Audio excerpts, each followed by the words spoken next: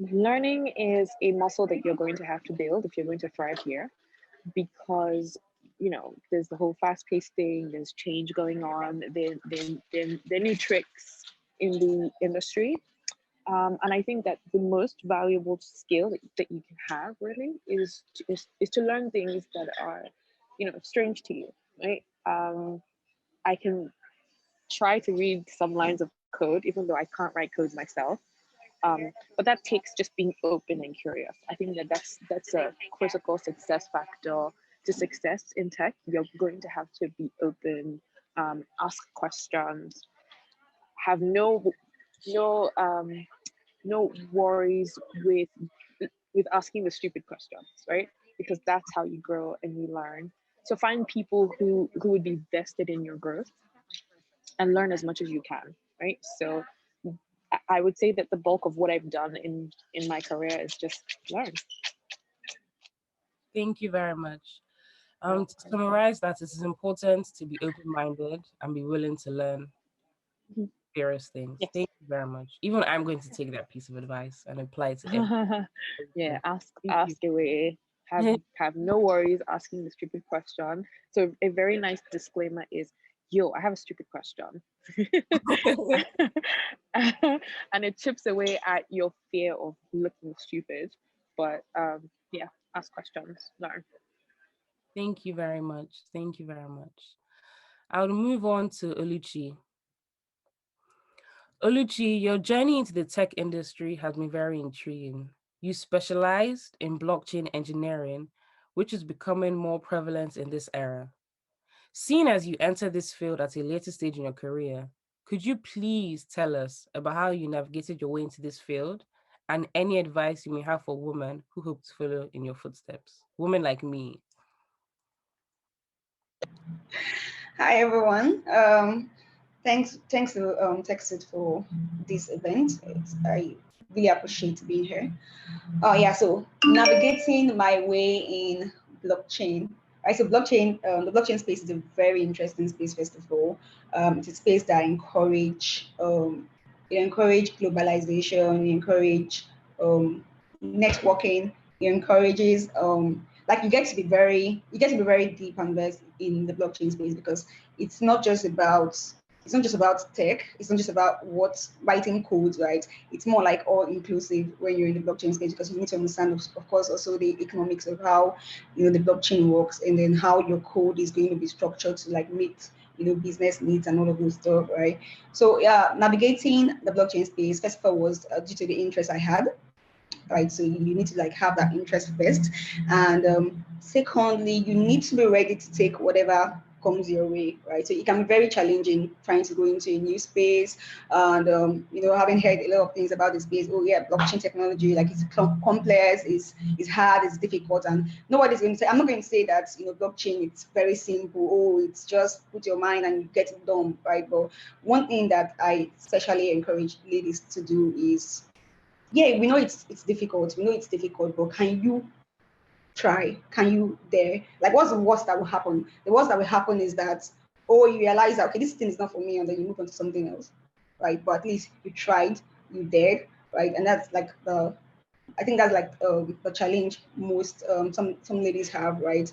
That the fear of I think it's the fear of maybe failing or not doing it well or being less and all of those stuff. But yeah, so I think that's like one thing that pushed me, that helped me navigate my way in the blockchain space was basically just taking one baby step after the other. I know it was difficult, but I knew that it's going to be a story. And so I knew when I started my blockchain journey, I knew that one day I was going to be telling my story of how I got started, how I navigated my way, right? So every single time that the code seemed complex or just understanding the key functionalities, the basic functionalities of the blockchain space seemed like really difficult. So that's like one thing that pushed me and helped me, and asking questions, going to events such as this and some other events that teaches you more stuff about blockchain, and you see other people there doing stuff, and it encourages you that you can do the same thing if other people can do it.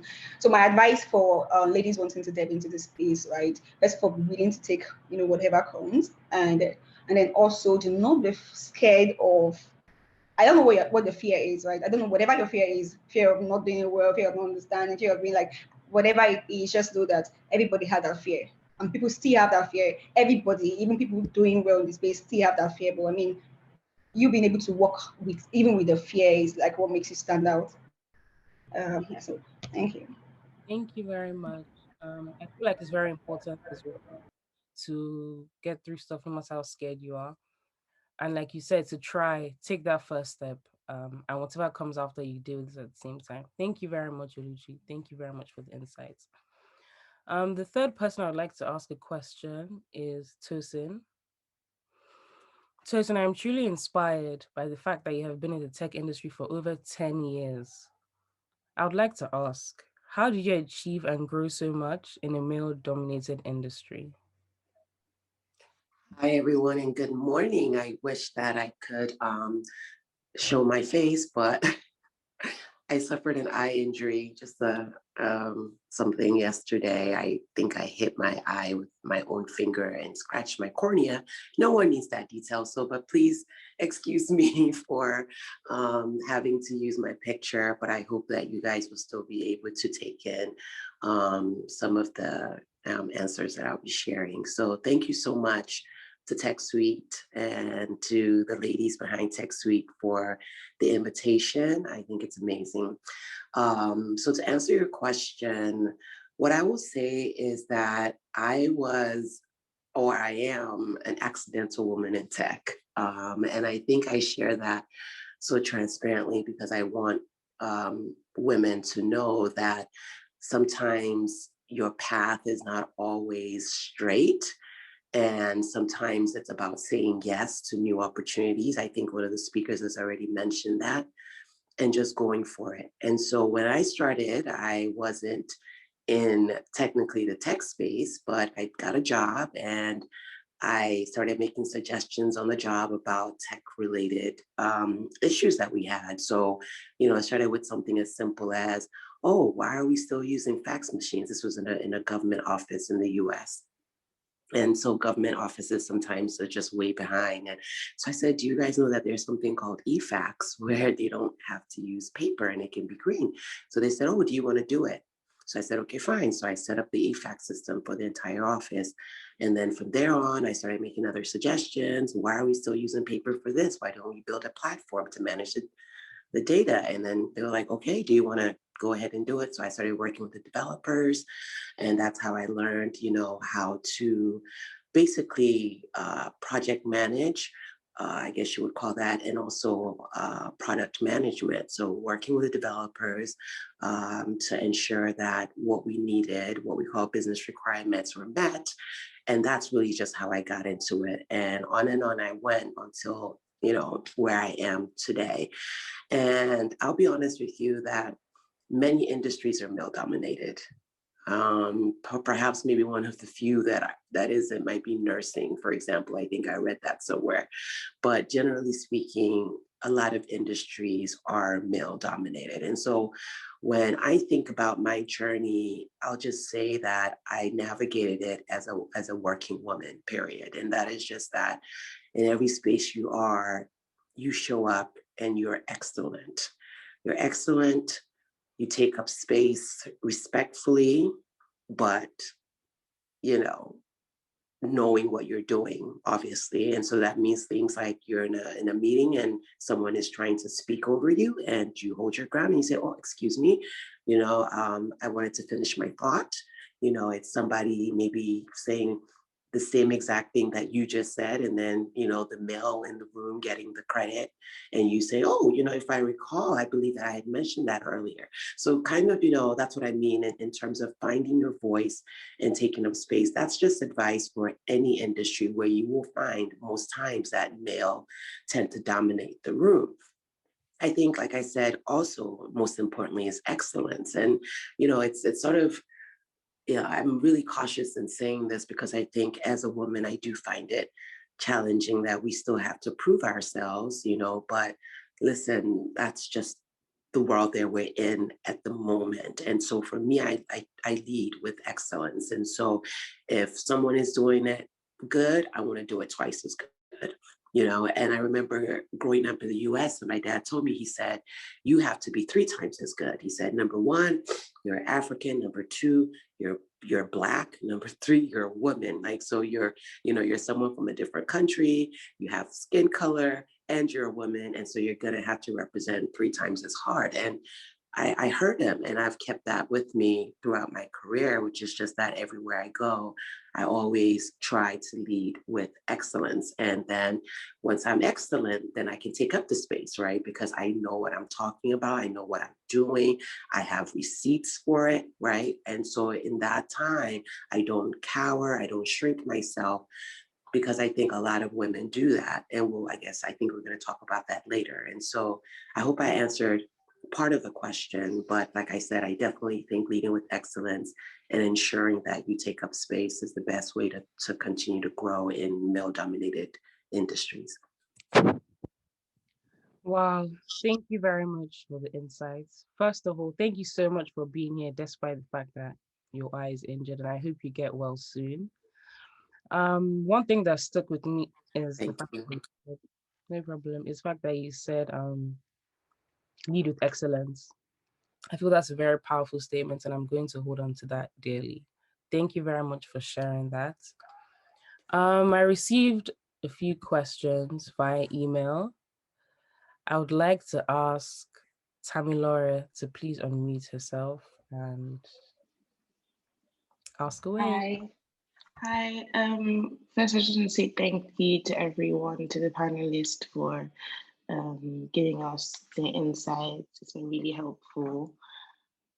My question is to everyone. So you've each had very different journeys breaking into tech.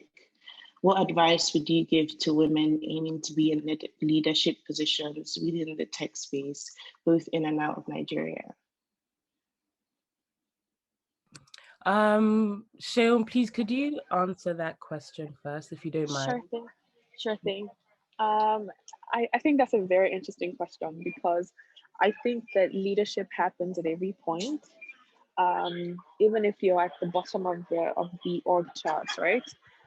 When it comes to positions, it's you punching above your weight and tackling a problem. We're having a customer success problem, for example, and startups or tech companies usually have problems, right?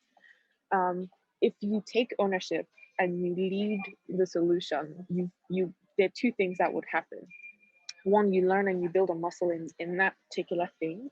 2, you're perceived as the go-to person to solve that problem. That's leadership.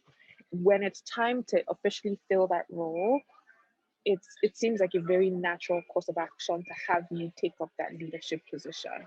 That's how I advise people to help themselves be visible in their teams and in their companies, so that way it's a simple conversation. I should lead this thing because I've been owning that problem, right?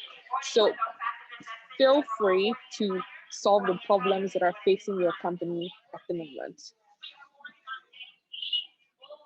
Thank you. Thank you very much. Welcome. Oh guys, my flight is boarding now. Wow. And I have to run. Yes, but this was so fun. Thank you so much. No worries at all. Have a safe flight and a lovely day. Thank you so much, guys. Thank you for having me. Bye. Bye. Sorry, Tamilore, I think it would be nice of you to please ask your question again, but the question is going to be directed to Oluchi, please. Okay. So I said, so you've had very different journeys breaking into tech, and what advice would you give to women like me aiming to be in leadership positions within the tech space, both in and out of Nigeria?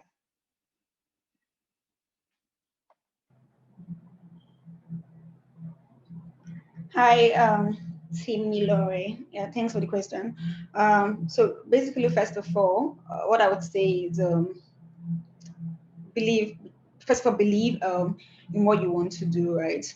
Just believe in yourself. You want to break into leadership, right? The first question is what does leadership entails, or what's your definition of leadership, or how or where does leadership start. So I basically think that leadership is the same thing everywhere. So whether it's the tech space or in school or it's in the hospital, whatever you're doing, leadership is the same thing. Leadership is just, being at the forefront, taking the challenge, being ready to solve a problem, being ready to be the example, right? That's what I think leadership is. And in the tech space, leadership would mostly be that you I think, like the lady said before she left the call, mostly about solving a problem, being the go-to person, being the DIY of a particular challenge. You want to lead as say you want to lead as you want to be a product manager in that kind of leadership position, right? That you're able to, you're able to think through a product life cycle. You're able to think about how, what's the strategy for this product? How do we get the product out there to users? How do we understand the users' pain points? And then just be you're just trying to solve basically that problem of taking the product out there as a product manager, or leading in that phase or leading in that front, right? So basically what I would say is it's being willing to go over and beyond when you want to sort of venture into a leadership position, and you know that it's really not easy. Most times it's really not easy. It can be very challenging, especially when you're trying to go into leadership in the tech space, and there's this pressure that you feel that, oh, okay, I'm trying to lead a tech team, right? I need to be very, very, very tech savvy. I need to probably know how to, write a line of code. I don't know stuff about code. I don't know, stuff about most tech stack. How do I really lead, right? So leadership in tech mostly is even beyond knowing of course, knowing the technical stuff is really important, but then it's mostly around, team, how to manage, team, how to manage people's communication, how to influence, how to more like influence, basically, how to get people to do what you have the idea, you have a problem you want to solve. How do you carry people along, right? So most times you see that some tech startup that so the leaders you necessarily don't even probably know how to code, or then you know how to lead, right? So yeah, that's what I think about that question. Thank you so much. Thank you. Thank you so much for answering.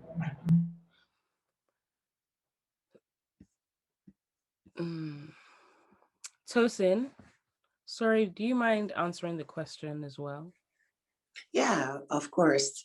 I think, again, with many things, I oftentimes say the same strategies that you employ in one industry are the same, strategies that you should employ in the tech industry. And I think it's been already said, you want to be a solutions provider. That's one of the ways to stand out from the crowd. So not just there to do the bare minimum, but like I said, as when I shared my journey, I came in with ideas, suggestions, recommendations, and I was ready to wear that hat. I was ready to take on that role and make sure that I did a good job of it. And that was how I was able to continue to sort of grow on that path. Beyond that, I think that there are also other types of skill sets that we need when we talk about leadership. And it's easy to get the hard skills, which is that you study the course or you do the training, so you know how to do the job. But do you know how to manage people? Do you know how to work in a team? Do you know how to manage up, meaning that whoever your supervisor is, you know how to communicate effectively, you know how to get in front of a situation, you know how to anticipate what their needs are, you know how to offer solutions just in time. These are the things that I think a lot of times we don't spend enough time talking about, is sort of that emotional intelligence piece, which is how to navigate the workplace, And so sometimes you might be in a situation where, for example, maybe, your boss may be a little bit challenging, but rather, because I had a boss like that everyone was like, I can't believe, how are you able to work with her? She's so difficult. She's so this. Well, I worked for her for 8 years and I learned a lot from her. And one of the things I learned was how to manage her, right? And so in observing what she would like, things to look like, she needed things done a certain way. I would learn that by observation through correction, receiving feedback, and that's okay. If that's how she wants it, that's cool.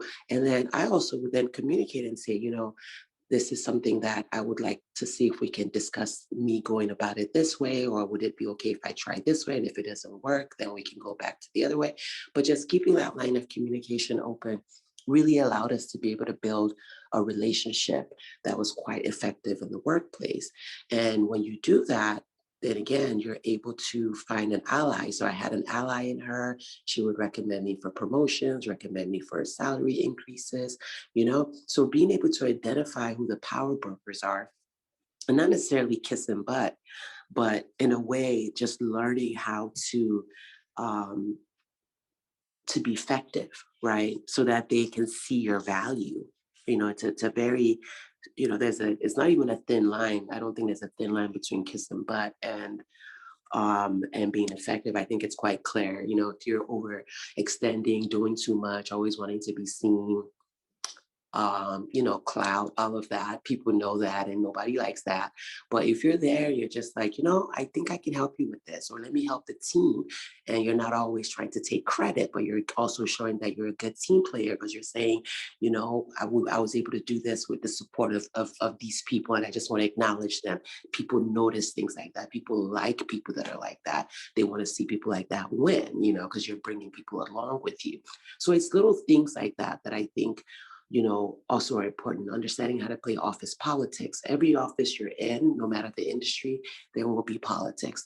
There are going to be people that you're going to have to learn how to go around. There are going to be people that you're going to have to know how to address directly. So those are the skills that you need. And that's why it's always good to have a mentor as well that has been in the space that maybe you're trying to thrive in. And then to really take their feedback and apply it. But you also want to make sure you choose your mentor carefully, because sometimes I've noticed that people would just see something on social media and say, oh, I just like that person. Let me see if they can be my mentor. Well, you don't really know them, right? So I always tell people, you wouldn't go to somebody in the street and say, will you be my boyfriend? Because you don't know them, right? And so same way with mentorship is that you have to observe somebody for a while, maybe attend some of the events that they might be speaking at, or support some of the programs they're doing, or just, start engaging with them. And that's how you get to know if there's a vibe between you and that person. But I always recommend mentorship as a way of growing in your leadership skills. That person also has to be a leader, obviously, for you to want to, follow in their footsteps. So those are some of my high level thoughts. But yeah, so focusing on other skills other than just the hard skills will get you in line for leadership in any industry. Thank you. Thank you very much. Thank you very much for that question and answer. Another general question is from Jola. Jola, do you mind unmuting yourself and asking your question, please? Okay. Hi, panelists. Thank you for your advice today. I feel like it's been very insightful. But I also noticed that you guys are part of, you're all involved in organizations that are set up to assist women or kind of play a part in shaping future female leaders. So I just want to know more, because I feel like there are many women here that can benefit from what you have to say. So if you could please discuss more about the organizations you're part of. So I think Tosin, you're part of Bloom Africa, and I think Greenhouse Lab. So I just wanted to know more about that. Sure. So Greenhouse Lab came before the Bloom Africa. Greenhouse Lab, I led the establishment of it. It's actually a program under Greenhouse Capital, which is a venture capital VC company based in Lagos. And they had an idea, which I thought was fantastic, because anyone, and the women in the room should know this, it's a very important problem that we need to figure out how to solve, and one that I'm still working on. But women-led companies receive about 2% of available venture capital dollars globally. So that means that 98% of the money funding that goes to startups goes to primarily male-led startups, right? And that's a problem. And then to make it even worse, companies led by women of color receive probably, I think, 0.5 or something dismal like that, right? And so the numbers are really bad. And we continue to try to figure out how to solve this problem. And there are different, sort of solutions that have come to the forefront over the last couple of years, from sort of female-focused venture funds to accelerator programs such as Greenhouse Lab. And so Greenhouse Lab, was an idea that was birthed within Greenhouse Capital, and it was to solve this problem, or to try to address it, at least within the Nigerian tech ecosystem. And so the idea behind it was, let's have an accelerator program, invite women-led businesses, startups to apply. And by women-led, it could be that it's an all-female founding team, or there is a female co-founder or a female executive on the team, right? That's sort of how we look at that. And so the concept was, we need to build it. And so that's where I came in and branded it, set up the curriculum, the application process, the PR, all of that stuff. When you're sort of building a new program from the ground up, I'm a programs person as well. So it was really a joy to work on that. And so what was interesting was that I got a lot of questions during it, and people were asking, how do you know that there are that many female-led companies? I mean, are there really any? And I just would say, I don't know, because we don't have the numbers, at least on the continent, but something tells me that if we build it, they will come, as they say.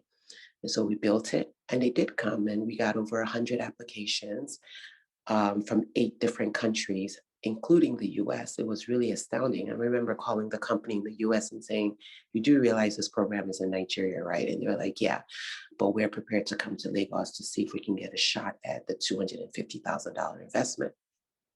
And so that goes to show you how difficult it is when you have companies in the US that are willing to come to Nigeria just to get some money, and so we did that.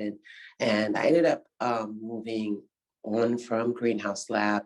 But what I'm most proud of is that it continues to exist till today. And so they're going into their 3rd cohort. And now through my consulting company, I am back working with them. And so there's more that will be, coming up, I think, over time in terms of my engagement with Greenhouse Lab once again. So I'm really excited about that. Bloom Africa, then I launched that not long after Greenhouse Lab. So I founded that one. And Bloom Africa is a platform for ambitious African women to gather, connect, and grow. And one of our flagship sort of initiatives is a yearly retreat we have. Because one of the things that I realized when I moved to Nigeria was women love conferences in Nigeria. We have a learning mindset in Nigeria. I always say that people want to learn, they want to hear from speakers, all that kind of good stuff. But for me, the kind of person I am, I realized that whenever I go to conferences, I don't get as much as I want to out of them, because a lot of times there's so many people. You might give out your business card, maybe make a few connections here and there, but it's so hard to just connect with people really on a deeper level. And so for me, the Bloom Africa, then the concept for that was any event we have, I try to cap it at no more than 100. And that's probably the biggest one I've done. It's like, I think 150, 200 people. And it was because I was in partnership with a bigger company that sponsored us. But other than that, I try to cap my events at 150, because that's where I realized that women, we love to connect, but we love to do it in smaller gatherings where you can actually sit down, talk to someone, hear their story, go, sit next to them, talk to them after the event. It's not like 1,000-person event. And so I found that a lot of women that come to our events, especially the retreat, which is even smaller, I tend to cap that at like 18 to 20, and people leave those retreats and they're friends and they have made business connections. Because when you think about like males, for example, males get a chance to connect when it comes to business in so many spaces. You know, in the US, for example, we always talk about golfing as a place where deals are made, but oftentimes you'll find that there are men on the golf course, right? Now you can't find a woman there. They find other ways to connect, and they give each other deals and contracts and all of that. But how are the women doing that? And so at the retreats, people come. They come with different backgrounds from different industries, and then they connect with each other. And what I love the most about it is that after it's all said and done, they maintain those connections, they work together, they stay in touch, they support each other's initiatives or organizations, and it's just a beautiful thing to see. And so I also then, through the Bloom Africa, then founded the Power Girls Africa, which is a mentorship program for young girls between the ages of technically 16 to 18, but I always get a 15-year-old that slips through the process every year. And really it's about mentoring young girls, because I noticed that as you get older, the things that you were supposed to have known, you don't get that information soon enough. And so sometimes when like 20-year-olds approach me and they're like, oh, you know, I would love to talk to you. And I'm like, can I see your resume? And I see the resume and it looks like, it just does not look good. And I'm like, why didn't anybody tell you how to write a resume at this point, you know? And so my girls come in, they're learning about resumes. They all have to go open LinkedIn accounts. They have to learn about financial management. They have to learn about mental health care, how to access like therapy, like another thing that a lot of young Black girls are not really told about, you know? And so my job in that program, and through the support of others that help, you know, within the program as mentors, is that we want to teach young girls things that they're not teaching them in school, especially in an environment like Nigeria that can be very didactic. And so you go there, you learn about, you know, math or English or whatever, but no one is really talking about the real life things that matter, you know, that end up driving you, you know, for real, for real. And so that's what Power Girls Africa is about. So yeah, thank you guys. Thank you, Tosin. I feel like the work you're doing is amazing, and the work you did with Greenhouse Lab is amazing. It really levels the playing field and reduces the learning curve for women. So thank you for that. I think we can all appreciate you for that. And then I know, Lucci, you're involved in Ladies Do Tech. Could you discuss more about that, please?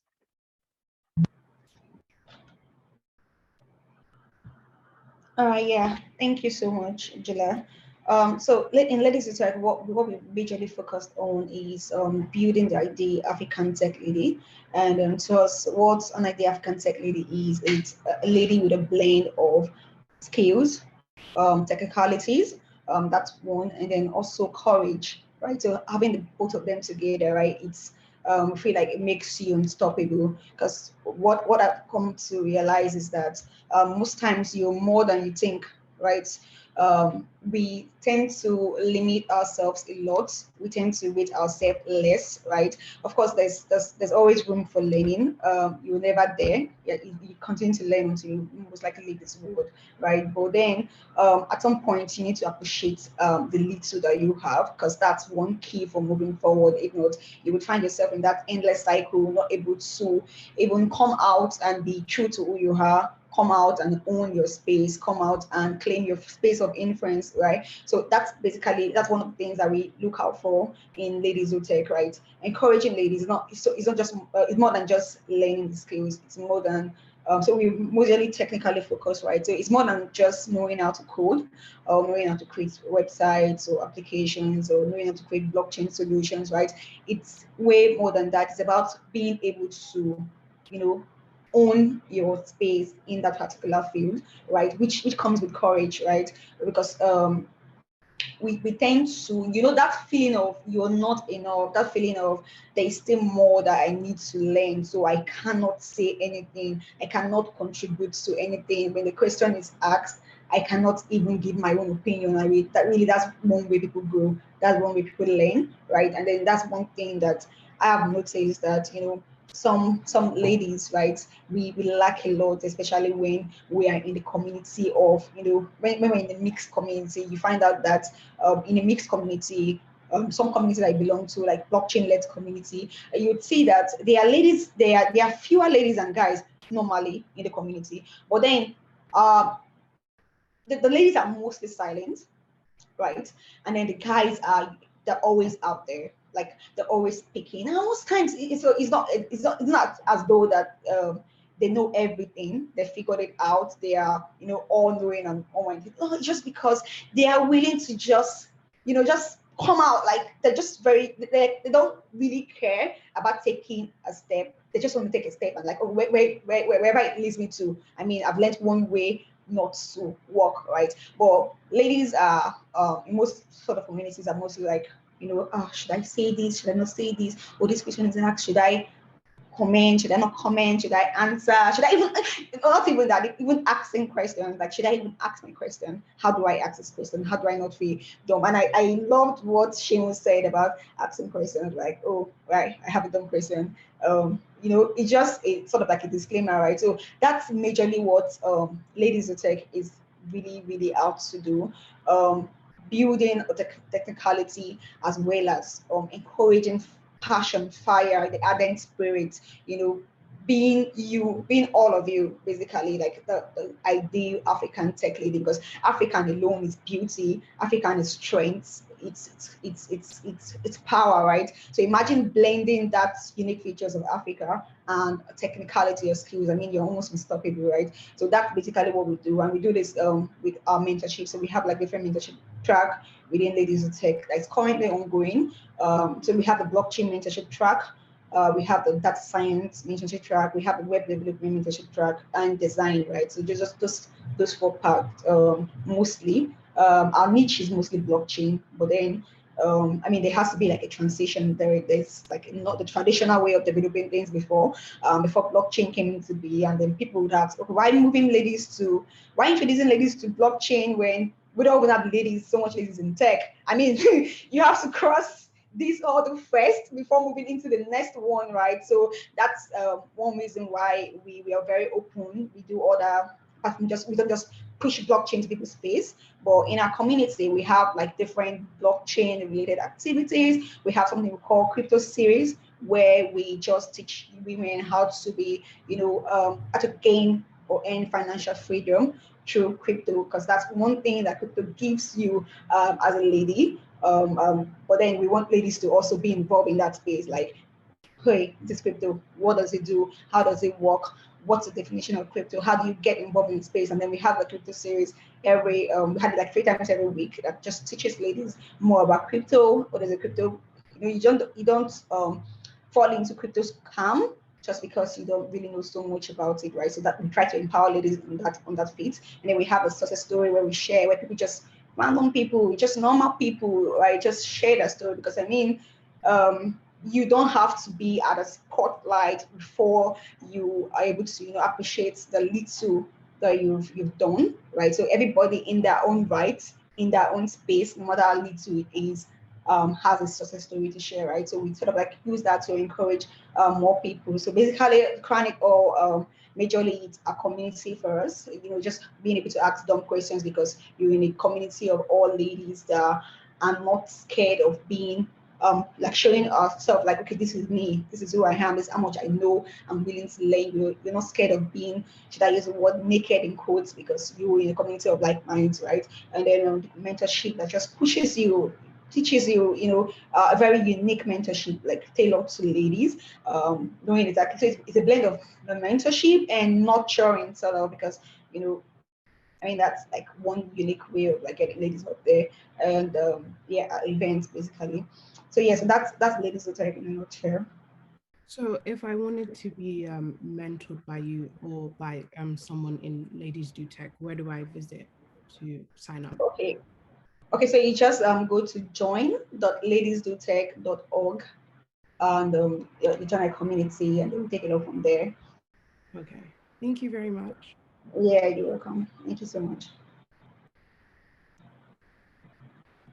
Thank you very much, Jola and Oluchi. Thank you very much.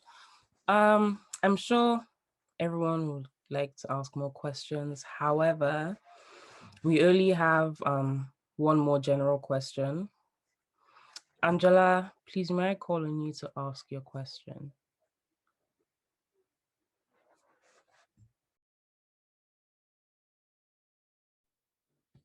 Hi, I have a question for Oluchi, please. So I know I want to break into the tech industry, but I'm not sure what I want to do exactly. And I was wondering if you could suggest how I explore roles within the industry. Thank you. Okay, so the first thing would be that are you a technical? Do you want to go into the technical space? Are you more like a technical person or a leadership? You want to take more of a leadership role? You want to go in that line? Like, I mean, like, so this is generic. It doesn't have to do with anything in particular in the blockchain in the tech industry. Do you want to go into leadership or you want to be technical? So if you want to be technical, then we now begin to explore different technical options within the tech ecosystem. Most people, when they want to go technical in tech, right, they really mostly aside from web development. So it's mostly like web development is like the easiest way to get started in the technical role, right? Because it's easy. It has little barrier to entry. You can quickly learn, and then you begin to see like the results, right? You can begin to see result already of what you're doing. I mean, you can code websites. You can that's like that's baby step after the other. You get excited by that, and then you want to go deeper. Okay, so you want to learn JavaScript. You want to start building application, not just websites, but application that solve a particular problem that actually has a demand or a need, and then you start building back-end logic, because probably you are more of a logical person than because when you're doing front end, you're more like you're more like a design person. You like what you see. You want to build stuff so you can see it and like, oh wow, this is nice. I built this, right? But if you're going into the back end side of the tech, it means that you're more logical. You want to do procedural stuff, functional stuff. You want to be the one that makes that button work when it's clicked on, right? So those are like the two different shifts in. If you're going to the technical parts, right? Is that you're doing things that relate to what people can see, which is like a front end stuff, or you're doing stuff that relates to what people can't see, but it's very logical. So I'm not saying that front end is not logical, but I mean, back end has a lot of, that's where you begin to talk about data structure, software development principles, everything comes into that space, right? So it now depends on which one you want to go. But I mean, if you're going technical, a way of breaking in will be through web development. That's like the easiest way. And that's what most people, that are able to break into tech. That's like one way they broke into tech. The technical part. Then if you're going the leadership part, so I am more of a technical person, but then I'm moving into leadership, more like leadership role now as product manager, right? But then if you want to go into the leadership part, I would say that you can start. I wouldn't have so much. I can't really say so much about the leadership part because I came in through the tech part, but I think you can explore product manager, assistant role, probably take a courses as a product manager or a programs manager or an operations manager or customer support. I mean, I feel like customer support is even one very easy way to break into that leadership space in tech. I mean, just by doing customer support for a company, in a tech company, you begin to, as a customer support specialist or operator, right, you basically even understand more about the product because you understand the users by means of them giving you the complaints, are you trying to solve it for them, right? You understand the users, and then you also understand the product because you need to understand the products to know how to attend or respond to users, and then you get to learn a lot of things. I feel like customer support, especially I feel like they're underrated, honestly, because you get to learn a lot just by being a customer support. You know how users think, and then when you want to build your own project or your own company, you understand, because that's one very important thing. You're not building products for yourself or for the team or for the company. You're building to solve a user's problem. You're building because there is a pain point of users that you want to get to. You want to help, you understand that pain point, and then you want to solve that problem, right? And so I feel like customer support, which some people, I'm working customer support, but I feel like that's one way you could also break into tech at leadership parts of tech. Yeah, thank you. I hope I was able to answer. Yes, you were. Thank you very much. I'm thinking of going through the leadership pathway, so I'm definitely going to look into consulting. Thank you. Oh, all right, thank you. Okay, so thank you to the amazing panel. You've actually done such an amazing job. But there was one more aspect I wanted to discuss, which was imposter syndrome, because it's really common amongst Black women who go into the tech industry. And I really wanted Tosin to just discuss it a bit. So people who do leave this call, they know what it is. And if it does ever happen to them, they know how to handle it and just know that they can take on whatever is in front of them. So Tosin, once you're ready.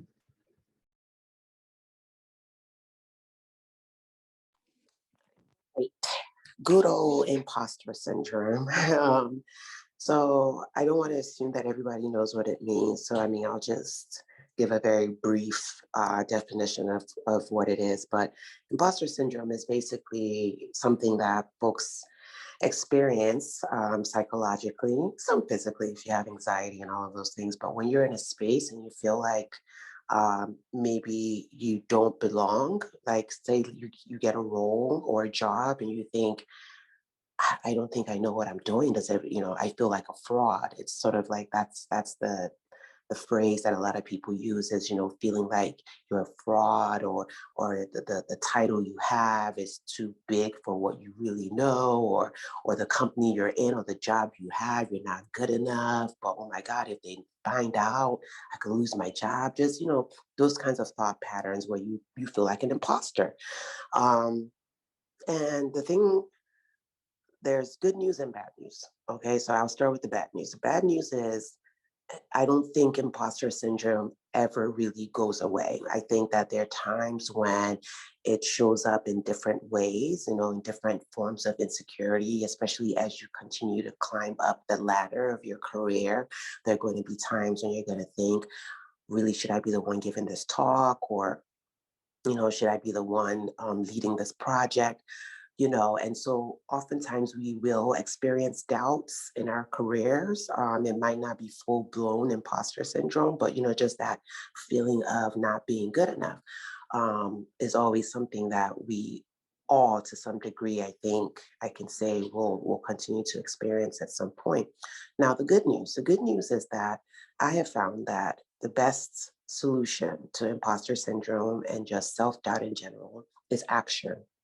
It's really action, because a lot of times, you have to understand that, I love therapy, by the way, because I don't know if you guys heard me mention how I teach my young mentees about mental health care, but I'm huge into mental health care. And so in therapy, one of the things I learned was just that sometimes our minds will try to play tricks on us, right? So our mind will tell us, you're not good enough, or you can't do this, or shouldn't you be nervous? And then the more you sort of accept that, the more it becomes a bigger issue. And so how do you counter that? Well, you tell it to shut up, And so when you start having those doubts and they start creeping in, what you do, or what I do, is that I take action. Okay, so if, let's say, I'm having a talk and it's in front of 1,000 people and I'm nervous, well, what I do is that I prepare for it. Right? I prepare for it. I make sure that I practice. I have my data points, my talking points are ready. It helps you feel more confident. If I were to sit there and I let the doubt just creep in and take over, then I'll be a mess when I get on stage, right? And so, but if I know that I've prepared, if I know that I've done the work, then that takes away some of that, right? And then you push through, and when you get to the other side, what you pick up is more confidence, right? Because now you've done it. Right? Now you've done it. And so the next time you're like, well, I've done that before and it went really well. And I can do it again. Right? Same thing when you start with your tech journey. Like with me, for example, when they started throwing me out into the into the water and it was like sink or swim, I was like, well, shoot, I gotta swim. I'm not gonna drown. I'm not gonna let that happen. So even though I felt like I'm not a quote tech person, but just because I made some suggestions, now they want me to go and work with the developers and I gotta learn. Well, guess what? I went there and I was honest and I said, listen, I'm here to do this work and I'm also here to learn. So I just put it out there. And once I put it out there and then I went there with a learning mindset, it started to, that voice started to quiet down. And then the more projects I actually did, and the better I did with them, and the more responsibilities I got, like I said, pushing through, on the other side is more confidence. And so I gained more confidence with action, as I said in the beginning. And so with that action, I started to realize that, no, I can do those things. You know, the thing that I thought I couldn't do, look at me now, I'm doing it. And so for me, like I said, it would be unreasonable for me to say, oh, you're not supposed to have doubts. You're supposed to go there and just know that you're the ish, you can do whatever, girl power. Yeah, that's good. Like, I say that part too, but I also have to acknowledge that sometimes we do face that syndrome or have doubts. And when that happens, the antidote is action. It's preparation.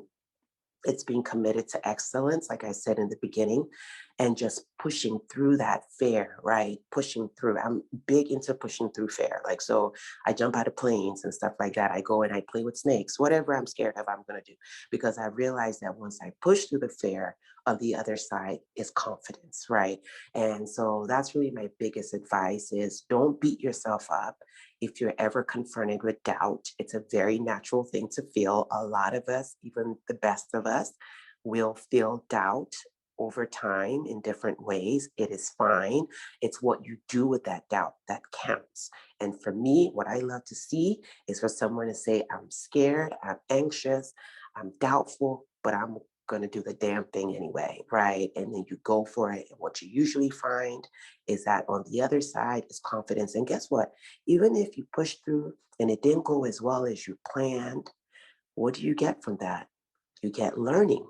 Nothing is a failure to me. I tell people all the time, I don't know what failure is. I don't identify with failure. Because for me, failure is me not trying, period, or me not getting up after I fall. That's failure. But everything else is just a learning experience. You just learn something new. You just learn how not to do it the next time. So that's not failure. You just learned something. And so with that kind of attitude is sort of how I just go through life. And I just encourage women to do the same and to really just work on your mindset and work on how you talk to yourself. You know, I tell people all the time, talk to yourself the way you would talk to someone you love, you know. And so if you're having a hard time, don't beat yourself up more about it. You know, be gentle with yourself. Be like, girl, I know you're scared, but you got it. You know, that's what you would tell your homegirl. You tell your best friend that. So tell yourself the same thing. Be kind to yourself and give yourself. There's that I saw the other day. It's actually on our Instagram post on the Bloom Africa, and it says, I'm letting go of letting self-doubt distract me from showing up and trying something new. I am committed to expanding self-trust. And I loved it. I was like, self-trust, yes, because that's what this is about. Because every time you back down because you're afraid of something or you don't want to try something new because you're afraid that you might, quote, fail, that's you telling yourself, I don't trust you. Tosin, I don't trust you. That's what I'm telling myself if I do that. And how can I not trust? Of all people that I should trust myself, right? So you have to expand self-trust. And that happens when you push out and you keep trying new things and you're not afraid of not getting it right. You're just excited about learning. That's where the switch happens in your mind. So I hope that helped answer that question. That was honestly an amazing answer. And I'm so happy that you touched on that because I'm sure a lot of women on here have felt that at some point in their lives. And I feel it's really important to always acknowledge that it does happen to all of us. And especially when breaking into the tech industry, because we do not take up a lot of space in that. So I believe Naomi wanted to mention something as well before I close off the event. Thank you very much, Angela.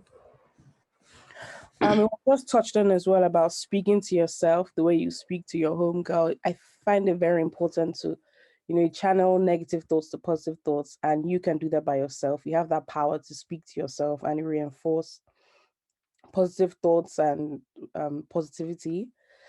But yeah, just wanted everyone to know that it's normal to have negative thoughts. It's part of life, but you have that power in you to channel those negative thoughts to positive thoughts. And always remember to always speak to yourself. And no matter how many times you have negative thoughts, just always stop and say, you know what, not today, and just use positive reinforcement. That's all I wanted to say. Thank you very much, Angela. So thank you to everyone that helped out in this event. But before we close off, I know that there are a lot of Nigerian women on here, and I really wanted you to hear about Black Girls in Tech and what we have coming for Nigeria, because we're now starting a branch in Nigeria soon. It's already been launched, so I will drop the @ as well. So Karen, if you're ready to just discuss Black Girls in Tech Nigeria and what you have planned, you can just start now. Yeah, thank you so much, Angela. Just want to see if I can share my screen. Hello, everybody. I hope everyone's doing good. It's been really amazing to hear everyone, all the speakers and the panelists. So amazing. So much amazing work is being done, and it's so inspiring seeing the amount of passion that is being displayed today on this call. So thank you, Angela, as well, for giving me the opportunity to talk about Black Girls in Tech and what exactly it is that we do. I don't know if you're able to see my screen at the moment. Yeah. It's sharing, cool. So I'm just gonna quickly introduce myself. So I'm Karen. I'm based in Dublin, Ireland, and I'm the founder of Black Girls in Tech. So our main branch is mainly UK and Ireland facing, and we have launched our Nigerian branch based in Lagos. I think we've now launched for the past month. It's been a month now. And Angela's one of our leads on the team, which is why she felt it was really important to kind of speak about what it is that we're doing. Since, we're all, doing the same work, we're all, contributing towards the same mission, which is obviously increasing the representation of Black women in tech. So Black Girls in Tech, what we kind of focus on is being a community for Black women in tech, but we have since moved on in terms of facilitating Black women getting into tech and helping women to upskill. So for us, we have launched our Lagos branch now 4 weeks ago, and we have a lot of exciting things that we are working on over there, which I'm gonna talk through about on the presentation. So like I said, I'm Karen, I'm the founder. Valerie Oyiki is our co-founder, but unfortunately she cannot be here today. So our main thing is trying to encourage Black women, especially in terms of the barriers that we face every day in the tech space as a Black woman. For women in Nigeria, we found that a lot of women have, interest in technology, but may not necessarily have the opportunities or the resources to upskill, which is why we have made it our mission to establish a branch there and to try to do so much to kind of increase the representation of Black Nigerian women in the tech force. So our mission is to make technology more accessible to Black women. And like I said, increase the representation of Black women. And we're kind of focusing between the ages of 18 to 25-year-olds who are interested in technology. So we aim to provide them with opportunity, resources, and mostly to facilitate them to be able to transition into tech and also upskill as well. So our 3 main goals is 1, to create a community. So we already in our main branch foster a community of Black women, and we have thousands of women all across the world in our community, even though it's mainly UK and Ireland facing, but we're a global community. 2, to provide resources and educations in 3 opportunities. So we're doing that with partnering with different companies and organizations in order to carry out our goal and our mission. So in terms of numbers here, these are kind of the numbers that we've kind of drawn up in terms of the tech sector as a whole in Nigeria, and we are moving towards increasing these numbers. So why is kind of our work so important? It is important because we feel like we have to, bridge the gap. I honestly feel like for a lot of Black women, it's very disheartening. Imagine waking up and wanting, to achieve a goal or wanting to achieve a career in something and not seeing, people that look exactly like you. I know for me as a woman that works in tech, especially living here in Ireland, I do not see, a lot of Black people full stop. But you know, being a woman, there's an extra layer added on top of that. I feel representation is so important. And I feel like it's really important for these young women to be able to see women who look exactly like them in positions that they are aspire to be at. People who they can look up to, and people who can, you know, provide them with guidance and encourage them and empower them to keep striving. Our main thing is we want to let these young girls know that no matter what position you are in, no matter what situation or circumstance, if you work hard, you can achieve whatever it is you want to achieve. If you want to learn how to code, if you want to be a software engineer, that is possible. Do not let your, you know, your situation or your circumstance, you know, limit you. These are just obstacles, but not barriers. So in order to sum up what we're trying to do is breaking the boundaries for Black women in Nigeria. That is what we are trying to do. So we hope to, you know, as well as try to educate, you know, women through our various boot camps and events, which I'm going to speak on. We want, you know, to focus a lot on interpersonal skills as well. That we feel, I think Tosin touched on it earlier as well. She went into really great detail, which was amazing, about different interpersonal skills that are just as important as your technical skills as well. Especially, I feel like as a Black woman working in tech, we have to, is important to have extremely good interpersonal skills, such as, you know, confidence, self-empowerment, and self-development, because they are essential. Unfortunately for us, we work in, you know, a field where it's primarily male dominated.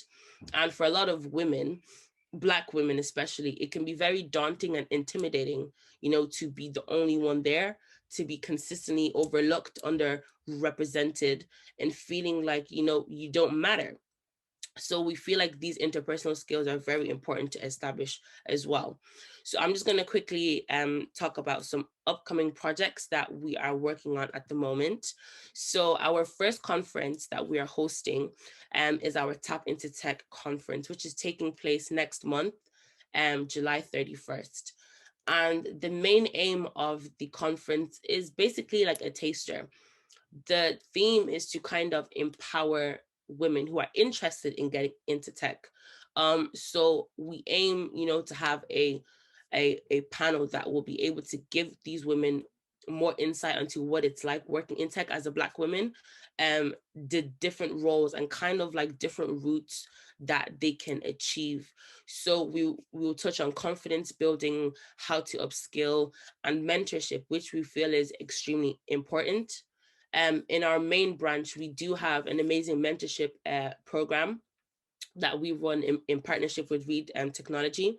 And we aim to launch one for our Lagos branch as well. So mentorship is extremely important. And we always encourage, you know, anyone that wants to get into tech, it's really important for you to get a mentor that kind of help you with your technical growth and your interpersonal growth as well. So this is our first event that we're hosting. I'm really excited.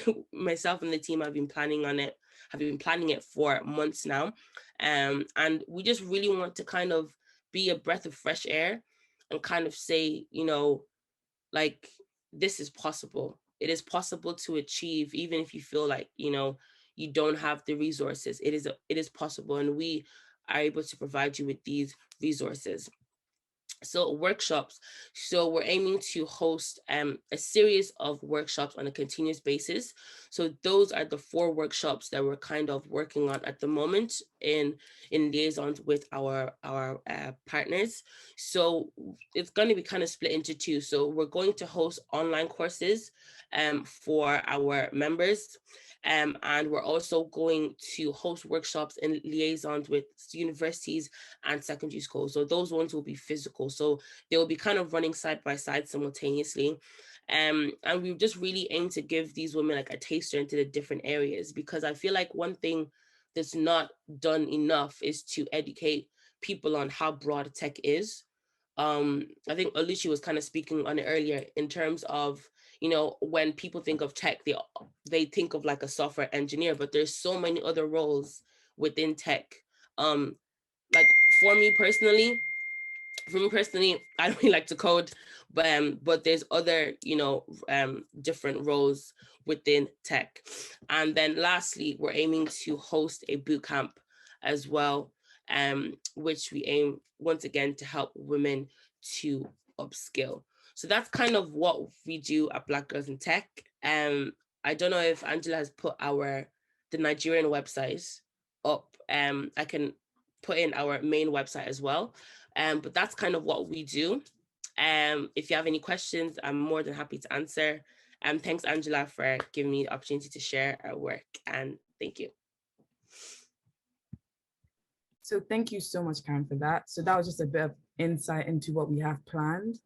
But I just want to share my screen quickly, just to say a massive thank you to everyone that actually helped out in this event.